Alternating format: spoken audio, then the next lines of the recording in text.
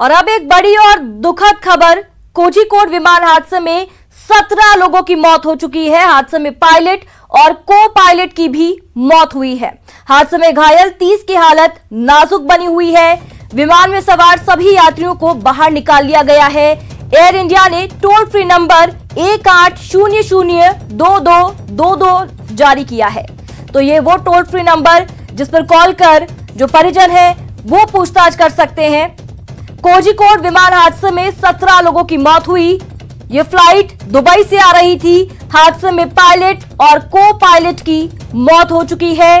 हादसे में 30 जो लोग हैं उनकी हालत फिलहाल नाजुक बताई जा रही है। सभी यात्रियों को बाहर निकाल लिया गया है। तो वहीं एयर इंडिया ने टोल फ्री नंबर 18002222 जारी किया है। तो आपको बता दें कि यह हादसा कल हुआ था। बारिश की वजह से यह हादसा हुआ था। हादसे के बाद 2 टुकड़ों में जो विमान था वो बट चुका था। बारिश की वजह से यह विमान हादसा हुआ। लैंडिंग के दौरान फिसलने के चलते ये पूरा हादसा हुआ। तो तस्वीरें आप देख सकते हैं, केरल के कोझिकोड में बड़ा विमान हादसा हो गया है। एयर इंडिया का विमान रनवे पर फिसल गया। हादसा इतना भीषण था कि आगे से प्लेन 2 टुकड़ों में बट गया। इस हादसे में पायलट समेत 17 लोगों की मौत हुई है। घटना शाम 7:45 पर करीपुर हवाई अड्डे पर हुई। ये विमान दुबई से आ रहा था और इसमें 191 यात्री सवार थे।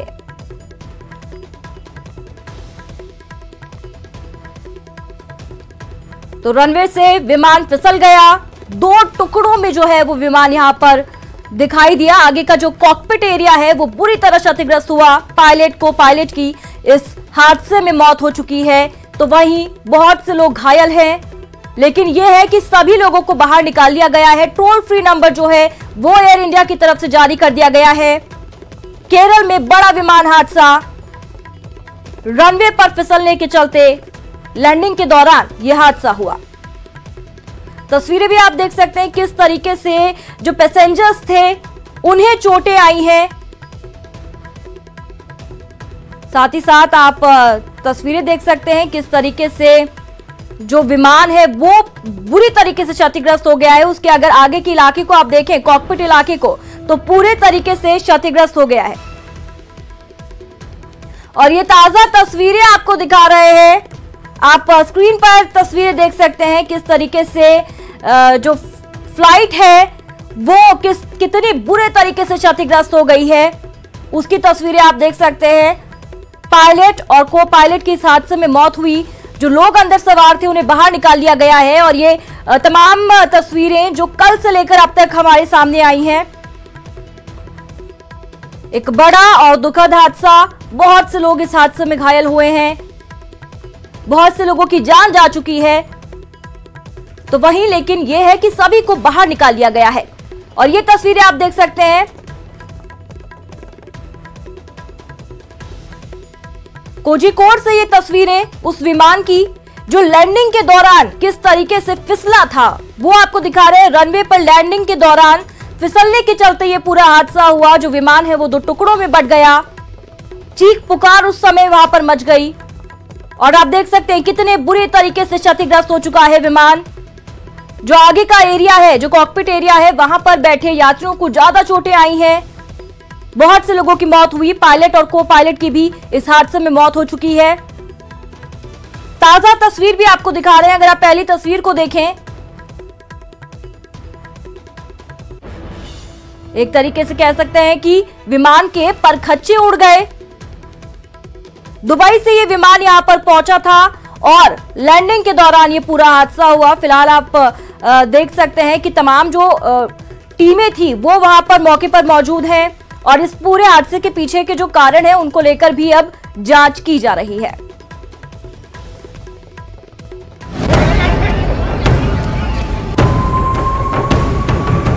केरल में हुआ बड़ा विमान हादसा।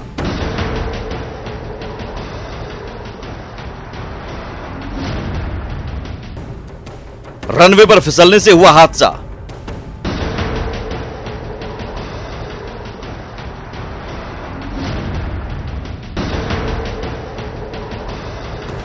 दो टुकड़ों में अलग हो गया विमान।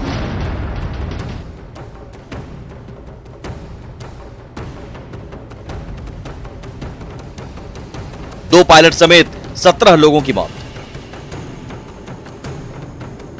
परखच्चे उड़ चुके विमान के अगले हिस्से यानी कॉकपिट की इस तस्वीर को देखकर अंदाजा लगा सकते हैं कि केरल के कोझिकोड में कितना बड़ा विमान हादसा हुआ है। दुबई से आ रहा एयर इंडिया एक्सप्रेस का विमान रनवे से फिसल गया, जिसके कारण विमान 2 टुकड़ों में टूट गया। विमान का अगला हिस्सा बाउंड्री वॉल से जा टकराया और परखच्चे उड़ गए। इस हादसे में 2 पायलट समेत 17 लोगों की मौत हो गई। विमान में 16 क्रू मेंबर समेत 190 लोग सवार थे। अब जरा एनिमेशन के जरिए समझिए ये बड़ा हादसा कैसे हुआ। जब विमान लैंड हो रहा था तब कोझिकोड में तेज बारिश हो रही थी। इसी दौरान विमान ने लैंडिंग की कोशिश की, लेकिन रनवे पर उतरने की थोड़ी ही देर जाकर विमान फिसल गया, जिसके बाद संभलने का मौका नहीं मिला और आगे खाई में जाकर गिर गया और विमान 2 टुकड़ों में हो गया।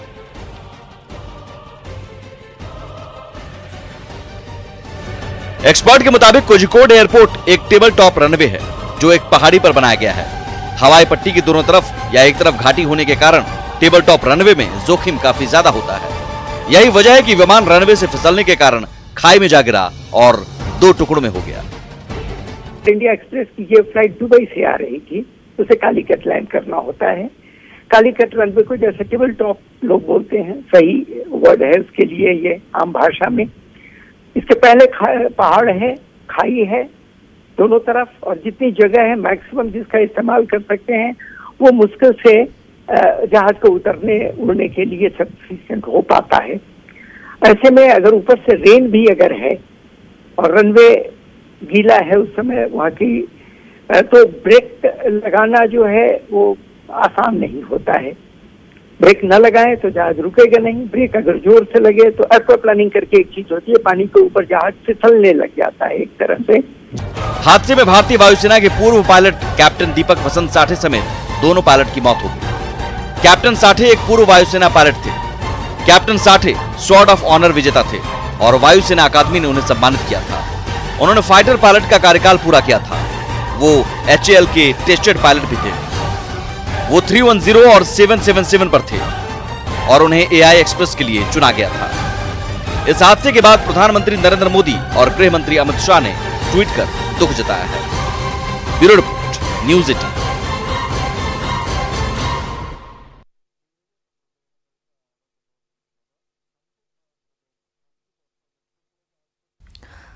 तो कोझिकोड में एयर इंडिया का विमान रनवे से फिसला। हादसे के बाद विमान के 2 टुकड़े हो गए। बारिश की वजह से ये विमान फिसला था। फिलहाल आप देख सकते हैं जो पैसेंजर्स अंदर बैठे थे कितने बुरी तरीके से वो जख्मी हो गए। वहीं मौके पर उन्हें इलाज दिया गया। तो बारिश के चलते रनवे पर विमान के फिसलने के चलते ये पूरा हादसा हुआ। जो विमान है देखते ही देखते स्लिप हो गया और 2 टुकड़ों में बट गया। विमान में 174 यात्री सवार थे, 16 क्रू मेंबर्स भी थे।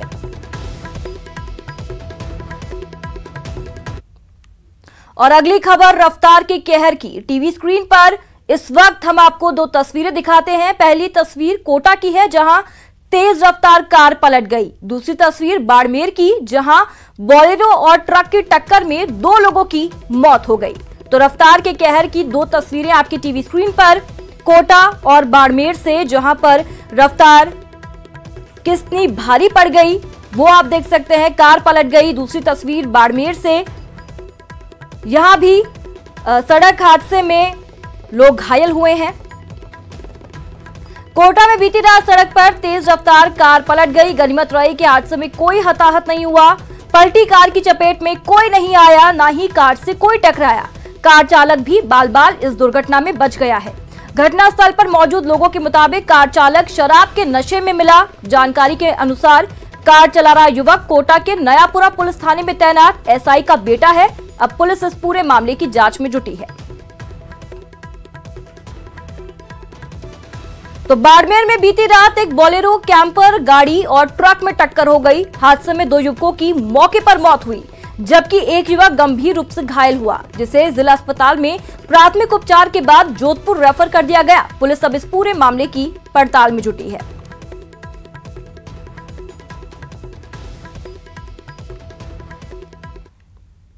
और एक बड़ा अपडेट आपको दे दें, प्रदेश के ब्यूरोक्रेसी में बड़ा फेरबदल हुआ है। 27 RS के तबादले किए गए, 16 SDM के भी तबादले हुए हैं। कार्मिक विभाग ने इसको लेकर आदेश जारी कर दिया है।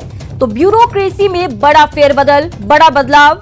27 आरएएस के तबादले हुए, 16 एसडीएम के भी तबादले हुए हैं। कार्मिक विभाग ने इसको लेकर आदेश जारी कर दिए हैं। और प्रदेश की सियासत से जुड़ी एक बड़ी खबर आपको बता दें, बीजेपी विधायकों के बाड़ेबंदी का मामला सामने आया है। 12 बीजेपी विधायकों की गुजरात में बाड़ेबंदी की गई। उदयपुर संभाग विधायकों को गुजरात ले जाया गया है। संभाग वार जल्द अब बाड़ेबंदी शुरू होगी। बीजेपी और आरएलपी के विधायकों की भी बाड़ेबंदी होगी। खास विधायकों को संभागवार जिम्मेदारी दी जाएगी। तो बड़ा अपडेट आपको दे रहे हैं, कांग्रेस की तर्ज पर अब बीजेपी विधायकों के बाड़ेबंदी का मामला देखने को मिल रहा है। 12 बीजेपी विधायकों की गुजरात में बाड़ेबंदी की गई। उदयपुर संभाग विधायकों को गुजरात ले जाया गया है। अब संभागवार जल्द ही बाड़ेबंदी शुरू होगी। बीजेपी और आरएलपी के विधायकों की भी बाड़ेबंदी की जाएगी। तो वहीं खास विधायकों को संभागवार हो रही बाड़ेबंदी की जिम्मेदारी दी जाएगी।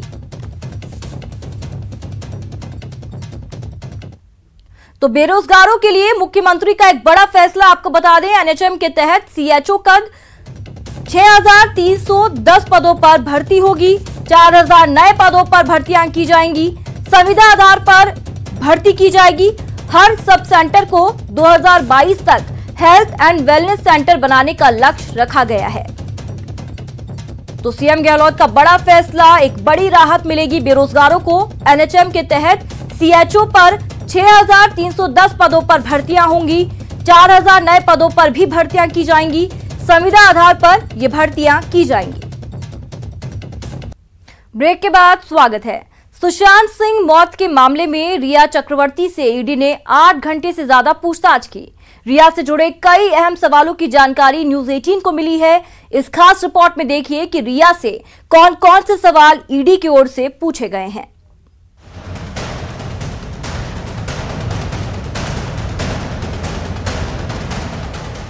सुशांत सिंह राजपूत की गर्लफ्रेंड रिया चक्रवर्ती का आखिरकार ईडी के अफसरों से सामना हो ही गया। नोटिस मिलने के बावजूद पहले इनकार किया और फिर अपने भाई शोविक के साथ पहुंच गई मुंबई ईडी के दफ्तर। न्यूज 18 के पास रिया से पूछे गए उन 14 सवालों की एक्सक्लूसिव लिस्ट मौजूद है जो हम आपको बताने जा रहे हैं। ईडी के अफसरों ने रिया पर सवालों की झड़ी लगा दी और एक के बाद एक 14 सवाल पूछे। आप अपना पूरा नाम और पता बताइए। आप क्या क्या काम करती हैं? आय का स्रोत क्या है? आपके परिवार में कितने सदस्य हैं? उनकी आय का जरिया क्या है? क्या आप सुशांत सिंह राजपूत को जानती हैं? यदि हां तो कैसे? सुशांत के साथ कोई वित्तीय साझेदारी या पैसों का लेन देन था? चल अचल संपत्ति का ब्यौरा दें। कितने बैंकों में अकाउंट है? क्या आप इनकम टैक्स रिटर्न फाइल करती हैं? यदि हां तो 5 साल का डिटेल दें। आपके और सुशांत के बीच कैसे रिश्ते थे? उनके परिजनों से क्या बात होती थी? आपकी आय पर आपके परिवार में कितने लोगों का हिस्सा या खर्च है? सुशांत के साथ आप कब से रह रही थी? कभी अनबन भी होती थी? सुशांत को क्या कोई बीमारी थी? मानसिक तौर पर कोई परेशानी थी? सुशांत के पैसों पर आपका हक किस तरह का था? मुंबई में आपने 2 प्रॉपर्टी खरीदी, उसके लिए फंड कहां से आए? क्या सुशांत ने कोई वसीयत भी बनवाई है? प्रवर्तन निदेशालय के ज्वाइंट डायरेक्टर सत्यव्रत कुमार ने खुद रिया से सवाल पूछे। वैसे शुक्रवार को रिया की सीए श्रुति मोदी से भी ईडी ने पूछताछ की। इस मामले में सुशांत के सीए से ईडी पहले ही पूछताछ कर चुकी है। अब इस पूरे मामले में ईडी रिया के परिवार को भी समन भेज सकती है। न्यूज 18 के लिए दिल्ली से शंकर आनंद के साथ मुंबई से अमित राय की रिपोर्ट। तो प्रदेश में कोरोना की रफ्तार थमने का नाम नहीं ले रही है। प्रदेश में कोरोना मरीज 50,000 के पार पहुंच गए हैं। मरुद्रा में 24 घंटे में 1161 नए केस सामने आए हैं। 24 घंटे में 10 मरीजों की मौत हुई। प्रदेश में अब तक 767 लोगों ने अपनी जान गंवाई है। प्रदेश में कोरोना मरीजों की संख्या 48,996 तक जा पहुंची है। तो प्रदेश में अब 13,195 एक्टिव केस हैं। प्रदेश में अब प्रवासी पॉजिटिव की संख्या 8,276 है। तो यहां पर आपको अपडेट्स दे रहे हैं कि क्या कुछ प्रदेश में फिलहाल कोरोना को लेकर अपडेट्स हैं। अगर हम बात करें कोरोना मरीजों की संख्या की तो 50,000 के पार यह आंकड़ा जा पहुंचा है। ग्राफिक्स के जरिए आप देख सकते हैं 50,157 कुल केस, 13,195 एक्टिव केस, 33,965 वो लोग जो ठीक होकर अपने घरों पर लौटे हैं। 767 लोगों की कोरोना से जान जा चुकी है। अब जिलेवार भी आपको बता दें, जोधपुर में 7,831, जयपुर में 6,250, अलवर में 5,046, पाली में 2,959, भरतपुर में 2,844, बीकानेर में 2,437, अजमेर में 2,403, कोटा में 2,475, नागौर में 1,617, बाड़मेर में 1,658 कुल पॉजिटिव केस सामने आए हैं। शायद ही कोई होगा जो गीत संगीत की सुर लहरियों पर झूमता थिरकता ना हो, लेकिन क्या पौधे भी गीत संगीत पर झूमते हैं? देखिए ये खास रिपोर्ट। गीत संगीत की रस भरी फुहार है।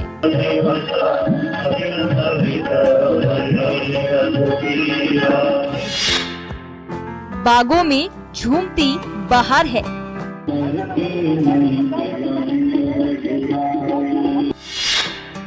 रामधुन पर हुए जब मगन,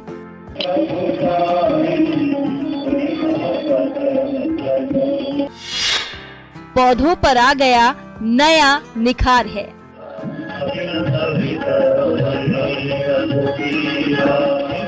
सुर और संगीत से सजी रामधुन सुनकर आप तो एकदम झूम गए होंगे।